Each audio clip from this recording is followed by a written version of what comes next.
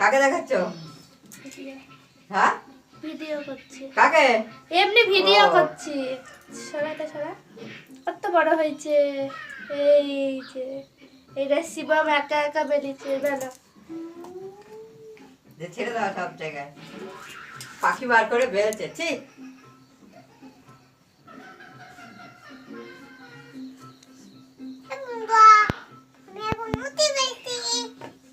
High বলো, high.